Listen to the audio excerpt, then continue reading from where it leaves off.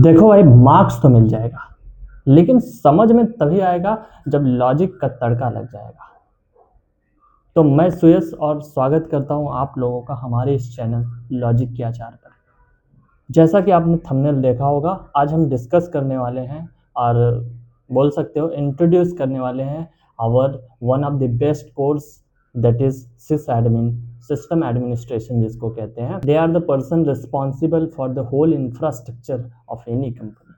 समझ लो, अगर तुम सो के उठे और अचानक तुम्हें पता चला कि फेसबुक नहीं चल रहा है, इधर अमेजॉन बंद है, इधर माइक्रोसॉफ्ट बंद है, तो फिर इससे समझ रहे हो कुछ गड़बड़ कहाँ है। सिस्टम एडमिनिस्ट्रेशन ने कुछ अपडेट नहीं किया, कॉन्फ़िगर नहीं किया, सर्वर मैनेज नहीं किया, नेटवर्क नहीं देखा, तो गड़बड़ी वहाँ होती है क्योंकि पूरे इंफ्रास्ट्रक्चर को चलाने वाला पीछे बैठा है जो एक सिस्टम से पूरे सिस्टम को चलाता है। So they are known as sys admin. एकदम सरल शब्दों में बता रहा हूँ दोस्तों। इसी बात पे चैनल को सब्सक्राइब कर लेना और अपने दोस्तों के साथ शेयर कर देना। जो ये कोर्स है, हम इसमें पहले आज डिटेल डिस्कस करने वाले हैं कि सिस एडमिन में ये रोल कितना इम्पोर्टेंट है, इसकी रिस्पॉन्सिबिलिटीज़ क्या हो सकती हैं। या तो लिनक्स हो सकता है या तो आप विंडोज़ पे हो सकते हैं। विंडोज़ के सिस एडमिन हो सकते हैं। Generally Linux is preferred in the industry because Linux is super fast. So we will also prefer Linux। जैसा कि तुम्हें पता होगा, Linux ओपन सोर्स है, फ्री है, यूज़ कोई भी कर सकता है, तो अपन भी यूज़ करेंगे। लेकिन मैं तो ठहरा विंडो वाला और तुम लोग भी विंडो वाले होंगे, शायद हो सकता है लिनक्स वाले हों, कोई मैक वाले होंगे, कोई बात नहीं, VM में चलाएंगे, we will run in VM। तो let's discuss about roles and responsibilities, salary structure, everything, and from next video we'll continue to the course. Yeah, let's go back to the screen। पहले समझेंगे सिस admin क्या है। जैसा कि screen पे लिखा है कि एक बंदा है या बंदी हो सकता है, कोई भी, जो पूरे सिस्टम चलाता है या इंफ्रास्ट्रक्चर को बोल सकते हैं चलाता है।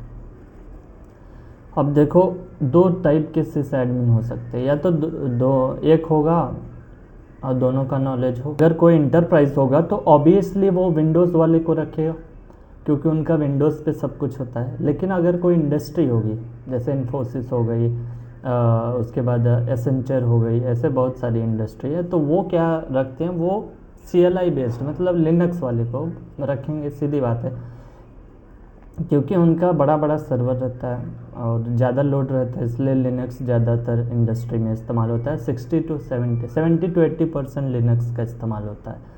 तो अगर आप सिस एडमिन हो तो क्या करोगे, तो आप क्या करोगे, सर्वर, देखो आप सर्वर इंस्टॉल करोगे, मेंटेन करोगे, यूज़र क्रिएट करोगे, डिलीट करोगे, मैनेज करोगे, सिस्टम क्रैश होने से बचाओगे, वार्निंग्स चेक करोगे, लॉग्स चेक करते हैं ना कि क्या क्या एरर है, वो जिसके पास एक्सपीरियंस हो जाता है वो लॉग से समझ आ जाता है। जैसे कोडर को डिबग करते करते समझ आ जाता है कि क्या कोड में एरर आ रहा है, वैसे उनको भी आ जाता है। बैकअप लेना पड़ता है क्योंकि डेटा भगवान होता है भाई, डेटा तो बचाना होगा, तो इसीलिए बैकअप लेना पड़ता है। सिक्योरिटी पैचेस लगाने होते हैं, मतलब सिक्योर बनाना होता है।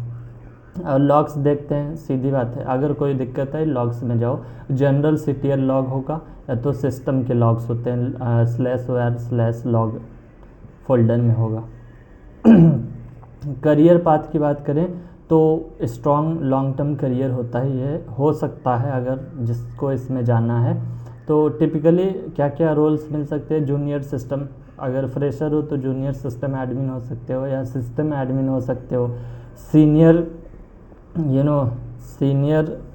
सीनियर हो सकते हो, सीनियर एडमिन इंफ्रास्ट्रक्चर इंजीनियर हो सकते हो। अगर तुम्हें स्विच मारना है सिस एडमिन से तो क्लाउड इंजीनियरिंग में जा सकते हो, उसके बाद SRE में जा सकते हो, उसके बाद क्या हो सकता है, और डेवॉप्स में स्विच कर सकते हो। यू में n number of roles and responsibilities are there. If we talk about SAM may pay 6 to 8 lakhs also to fresher, but depend. Experience plus cloud plus DevOps. It means after sysadmin you might like to switch in DevOps, in cloud, in DevSecOps. There are multiple roles, so if you switch then sky is the limit, salary will be more. So if you like the video, please do subscribe the channel and press that bell icon.